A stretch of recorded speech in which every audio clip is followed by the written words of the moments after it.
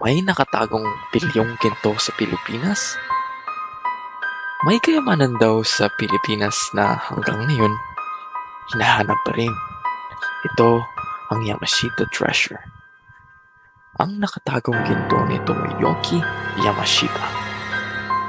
Noong World War II, pinaniniwalaang itinago ang bilyong halaga ng ginto sa iba't ibang bahagi ng Pilipinas. Sa mga tana, kuweba, at lihim na lagusan. Marami na ang naghanap. Treasure hunters, explorers, at may ilang nagsasabing may nakita sila. Pero walang malinaw na ebidensya.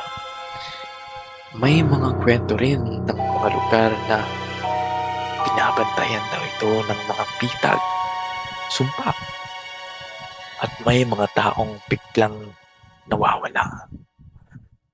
Hanggang ngayon, ang Yamashita Treasure ay nananatiling isa sa pinakamalaking misteryo sa Pilipinas. At kung totoo ito, nasaan na ang kayamanan?